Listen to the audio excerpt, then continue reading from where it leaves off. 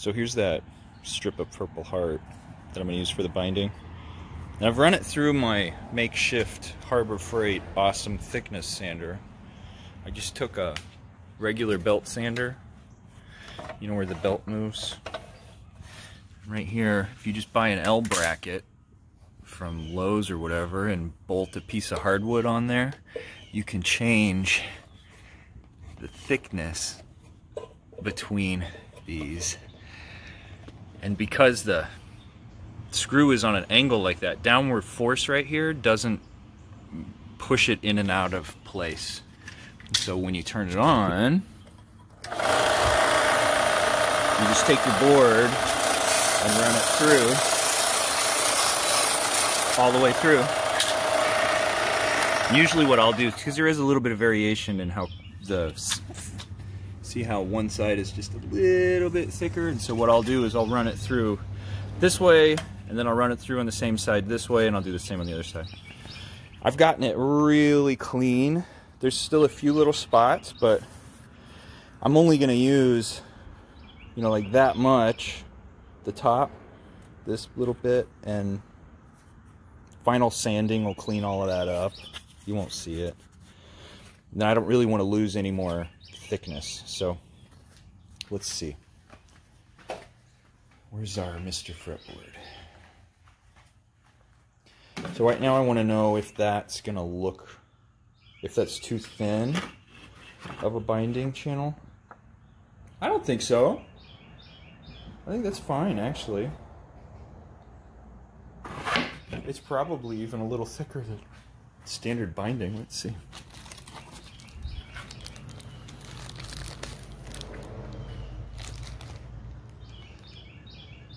Yeah, it is.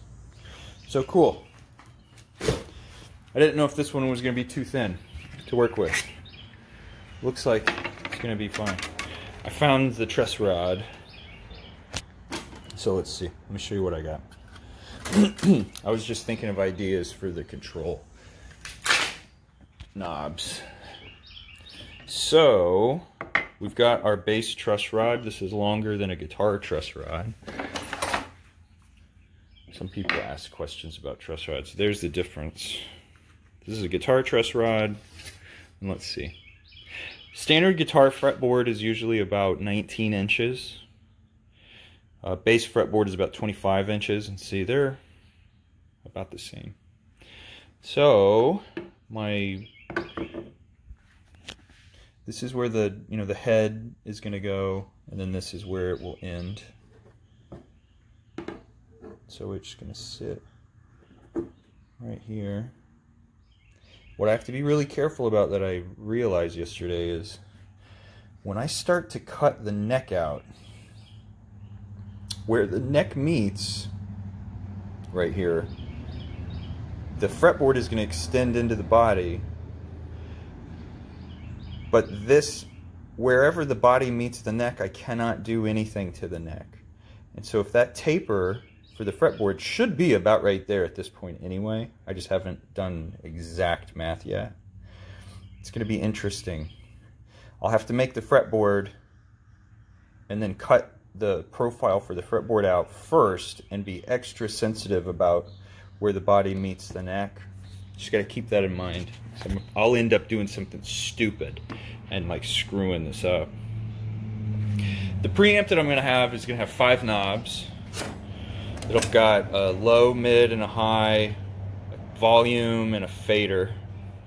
And so I needed to figure out how I want to orient these. Most of the time they have skinny knobs and they'll be like that. I haven't decided if I want to do like a fader and a volume by themselves and then do the low, mid, and high. That's where my brain goes. Something like that.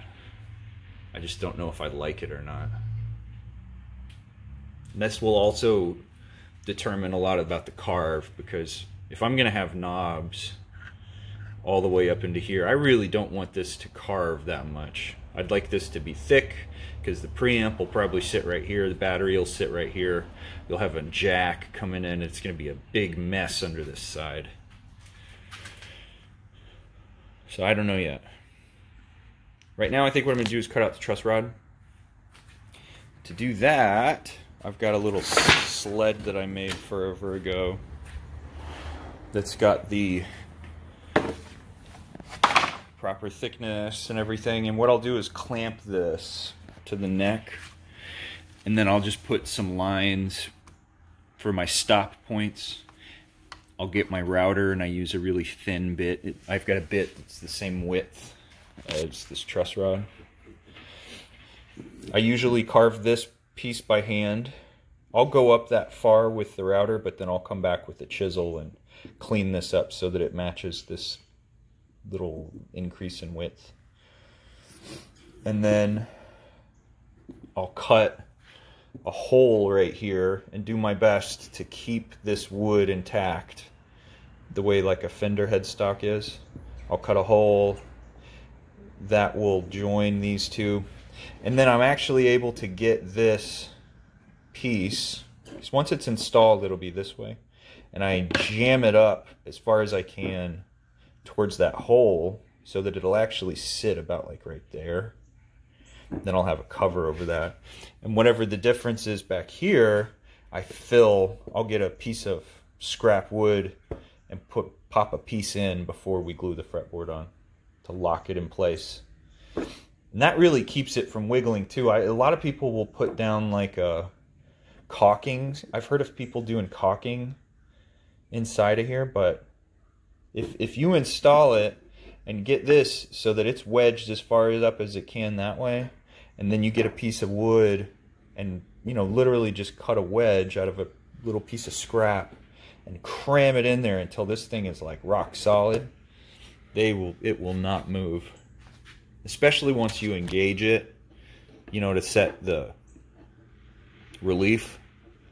There's no need to use caulking or anything. That kind of scares me. All right, so let's cut out the truss rod. So I've got my truss rod template guy on my neck, clamped down. Neck is in the vise. Got my center line. This is where I want the truss rod to stop on the headstock end. And then this line I've drawn right here is where I want it to stop at that end. So it'll be something like that. So what I'm going to do now is put this skinny bit, which is the same width as this, in my router. And this sled I made for this router, and so I can move it back and forth in that sled. You get a straight line. Then what I'm going to do is put this in the router, flip my router over, come over here, and see how thick this is. Subtract out the distance of that. So essentially what I'm going to be doing is just putting a truss rod and then pushing my router until it gets deep enough to cut this whole thing out. And then I'll run it through that until I got a clean channel, and then I'll come back with the chisel and do some cleanup. Alright, so now we got a truss rod channel. It's the right depth for the most of the, you know, the truss rod. Down here, I'm going to get out a chisel real quick and cut out this, drill this hole, and see if I can't cram her up that way. So let's see. I think use this guy. One chisel that is sharp, one mallet that is handy. Let me get all this stuff off the bench. Well, I've got the truss rod in, but I fucked this up. It's okay. I'd really like having this embedded. The fretboard is going to lay over it. It's right there. And then I'm going to put a cover here that'll be made out of the same material.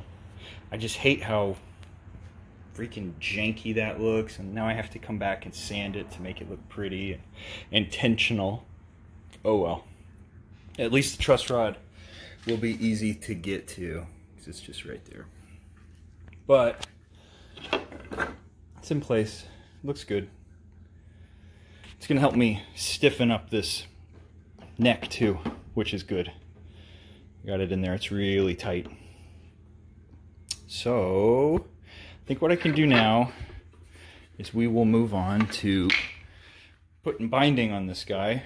I like to use super glue, and I don't think I have any, so I might need to run to the store real quick. There's this, I forget who makes it. It's this really great super glue. Might have an old thing of it. It's made by Loctite, but it's not that. Okay. Alright, so I've taken my strip and measured out. God, this is hard to see. Do you see how there's two lines right here? This outside line is the final neck thickness. This inside line is where I'm going to cut because it takes this binding out of that final thickness. I've done that on both sides. So I'm going to run this through my bandsaw. I also double checked that my frets were all cut low enough. I had some really shallow ones, and so I went ahead and recut them. You really don't want, you want to do as much of the fret cutting as you can when you have these flat references, so you can use a guide and make sure they're totally flat and straight. So they look good. I'm ready to do it. So I'm going to cut this guy out. I'm going to be sure to stay on the outside of this inside line, and then we'll come back and I'll probably use a planer, or I might just use a wood block with sandpaper and make sure they're really straight. Then I'll glue on my binding. We can put in fret dots, and then I want to put in indexing pins for where this is going to lie on the neck before I do any radiusing, because I don't want to shave off this center line. I really want to make sure I know where the neck's going to be, or the fretboard's going to be on the neck, before I put a radius on it. Because once I put a radius on it, it needs to be where it's going to be, because then I won't be able to have a flat top to reference lines and center lines and all of that fun stuff. So I need to do that first. But I'm going to go ahead and cut it out so I can get these lines nice and crisp, and we can see exactly where it needs to sit on this neck. Alright, so I cut out those inside lines. I used my joiner planer. There are the nice little shavings to get it really close to straight. And then now I'm using a sanding block to do final sanding, just to ensure that it is in fact a square edge. So I've just been standing here running this sanding block against this fretboard, and it's there. It's very straight. It fits just like I wanted inside. And what it also has shown me is that there is a chance that we might see some maple here at the end.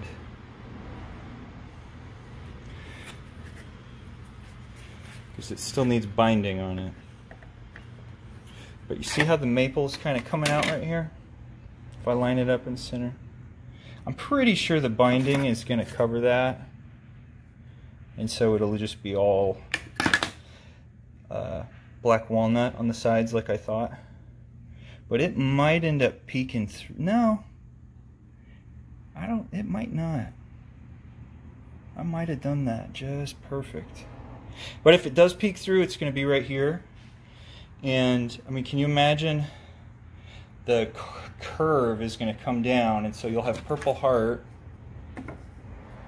and then right there you'd have some maple. It actually might, I'm starting to think I should have intentionally done that, like around right here or something, because it's going to look pretty neat. But, oh well. The neck is just as wide as it should be. With the binding, it is exactly this width. And I went ahead and ran some strings back over this with my bridge gauge just to make sure. and they line up great.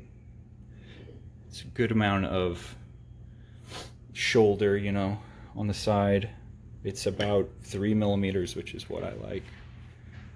So we're getting close. I don't have any super glue, so I'm not going to glue up the binding yet. And to be honest, I don't want to glue it up until I've decided what I want to do down here.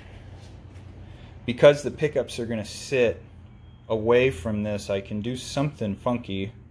And I don't know that I want it to just be rounded, or maybe follow the curvature of the horns or something else. I don't know. I'm going to ask my wife, the artist, when we get home, and we'll play with ideas.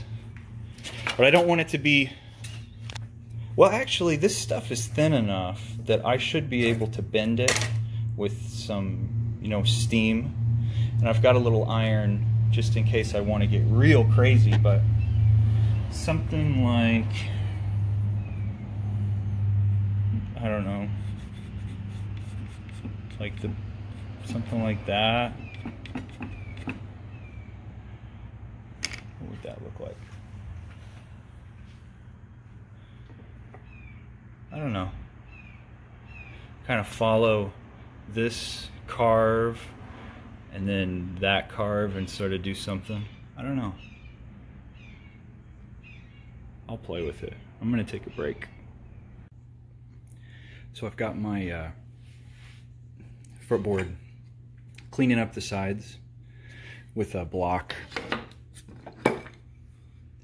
sanding block. What I want to do before I bind this thing, and it doesn't matter, but I'd like to do it before I bind it because it's ready to be bound, is I want to decide how the bottom of my fretboard is going to look. Like right now, it's just a block. It's going to sit about like that. And so I don't know what I want to do with the bottom. I like the idea of following this line somehow and incorporating something like that. But I don't know what I'm going to do yet.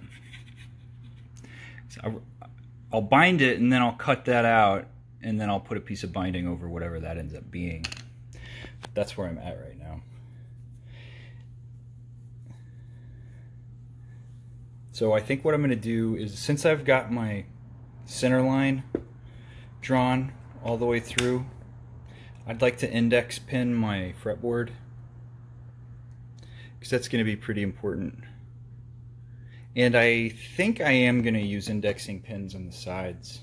What I'll do is I'll take this board to my drill press right here, drill 2 holes through the whole thing, and then clamp this side to this board where I want it, and use this as a guide and drill 2 little holes, and then do the same thing on the other side.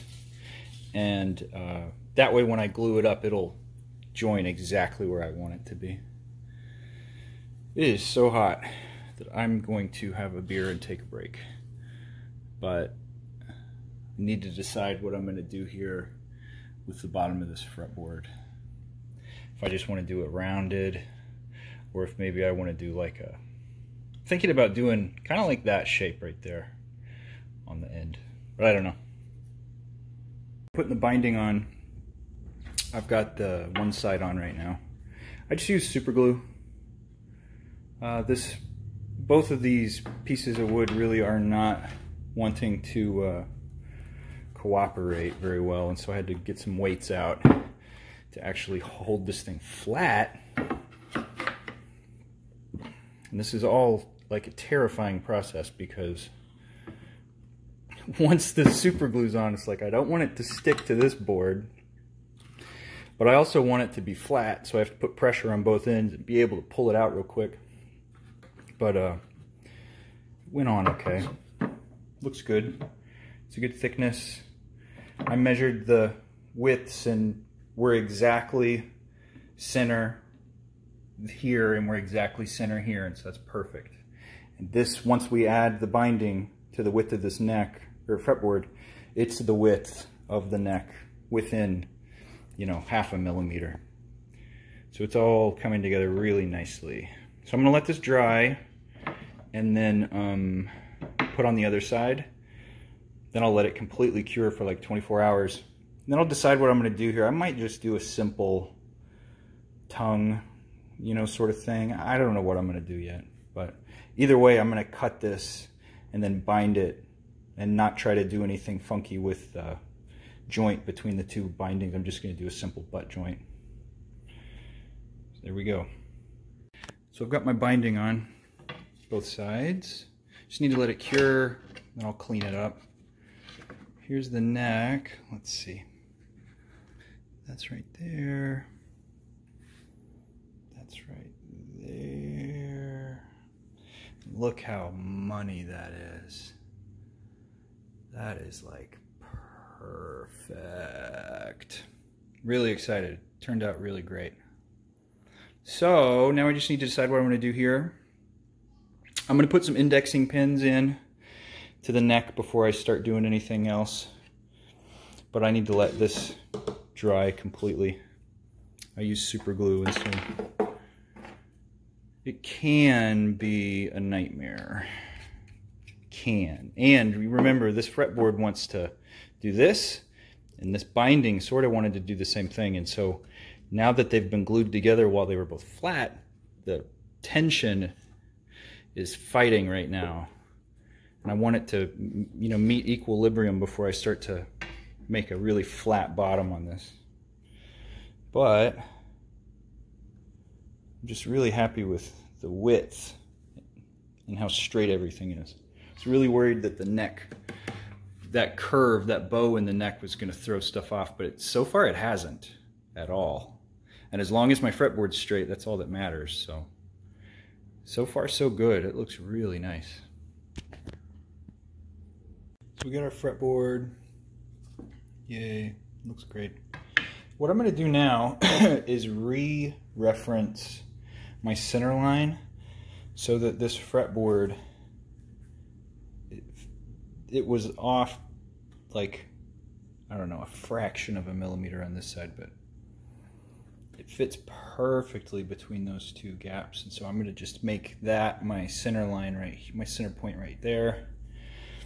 Find the exact center up here, make it, clamp down my fretboard, run my laser so that I can, you know, trace the center line down the headstock profile. But it looks like I'm going to get exactly what I wanted out of this. So the neck is exactly the same width as the fretboard. When you get down here to 0, if you notice, there is no maple. So we won't see maple peek out. It'll all be black walnut. For the most part. I mean, this is, you know, the carve is going to come through, and so you'll see the Neapolitan looking thing on the back. It just, the outside, directly underneath this purple heart binding, you're going to have black walnut. You'll have that instead of, you know, something like that with maple.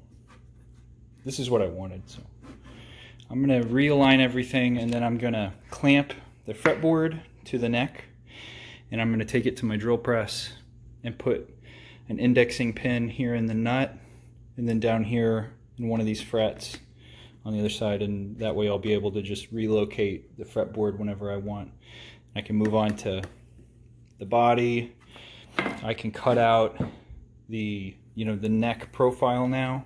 So I need to decide how thick I want it to be, and we'll see how, you know, where that is. It'll probably be about something like that. I'll cut that out, then I'll take this over to my, well, I haven't decided yet. Usually what I do is I glue the fretboard to the neck, I cut out the neck profile, and then I flip this thing over and take it to my table router with a bearing bit and clean it up. But since the neck goes into the body, and I don't want to end up screwing this up and going too far, like right here. I mean, I think the body comes to like right there. Yeah. So I've got to be really freaking careful, and I just want to triple check and really think about everything before I go to cutting all of this out. So that's where we're at. So I've got my laser running. The only spot where it's kind of janky is down here. This is where the bridge is going to go. You know, you're not going to be able to tell. I'm really more concerned about it fitting precisely right here because of the joinery, and up here because of the headstock. You don't want to have one side have more. You really want the center to be, people are going to see it more here than they're going to see it down there, because it's going to be obstructed by bridge pieces that aren't even going to be perpendicular to the center line anyway. I mean, they're going to be fanned a little bit, so it's whatever. So now what I'm going to do is put some indexing pins in this guy and make sure that it's where I want it to be. Now we can reference the fretboard. I can put in dots, figure out what I'm going to do down here, and then put a radius on it. Then we can fret it. That's about it for the neck, really. So the fretboard is pinned onto the neck. It's on there real good. So now I can really start to design the end of this. It's hard to do it without the body, and now that it's, you know, fixed, I can really come in here and draw ideas that I want to do and stuff. But it looks really good.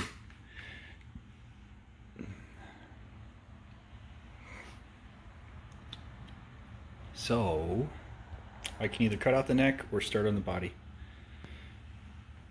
I haven't decided what I'm going to do yet.